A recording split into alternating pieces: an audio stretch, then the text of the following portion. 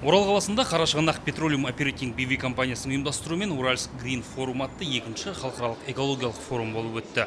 Форумда мұнай-газ саласындағы жасыл экономика тұжырымдамасын жүзеге асыру жайы талқыланды. Сөз алған сарапшылар мен үкіметтік емес ұйымдардың өкілдері, мемлекеттік мекеме басшылары өз ұсыныстарын ортаға тастады. Қоршаған ортаны қорғаудағы өзекті мәселелерді талқылаумен қатар, оны шешу жолдарын іздестіруде, осы саладағы жаңа технологиялармен алмасуда экологиялық форумның орны ерекше. Бұл жолда мұнай-газ өндірісіне инновациялар енгізу, соның ішінде қалдықтарды қайта өңдеу тақырыбы басты назарда болды. Қарашығанақ Petroleum Operating компаниясы қоршаған ортаны қорғау мәселелеріне үлкен көңіл бөліп келеді.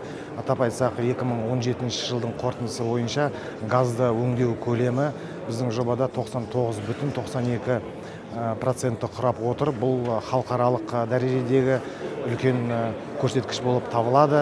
Енді жоба барысында көптеген мәселелер туындайды. Сол мәселелерді талқылау үшін бүгінгі екінші халықаралық форум өткізіліп отыр. Карачаганакским проектом тоже мы тесно работаем. Экологияға зиянды заттардың бөлінуін болдырмауда біз Қарашығанақ жобасымен қоян қолтық жұмыс жасаймыз. Өткен жылы олар жобаны жетілдіруді бастады.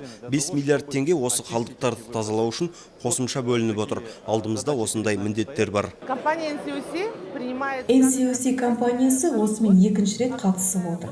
КПО-дағы әріптестерімізге осындай мүмкіндік бергеніне ризамыз. Яғни мемлекеттік органдардың өкілдерімен кездесіп, басқа әріптестерімізбен сөйлесіп, алаңдатқан мәселелерді талқылап, шешімін бірге іздестіруге жол ашты. Форум делегаттары, яғни шараға қатысушы 150-де білікті маман қуат үнемдеу саласындағы заманауи тәсілдерді қолдану тәжірибесімен бөлісіп, табиғат қорғау заңдылығын жетілдіру жайына тоқталды. КПО компаниясы қоршаған ортаны қорғауда жоғары стандарттарды ұстанып келеді. Қалдықтарды қайта өңдеу мен зиянды заттарды азайту, өндіріске жасыл технологияны енгізуге соңғы 20 жылда компания басшылығы 360 миллион ақш доллары көлемінде инвестиция бөлген. Батыс Қазақстан облысынан Ерденбек Жылқайдарұлы, Руслан Ғазизов, қорытынды жаңалықтар.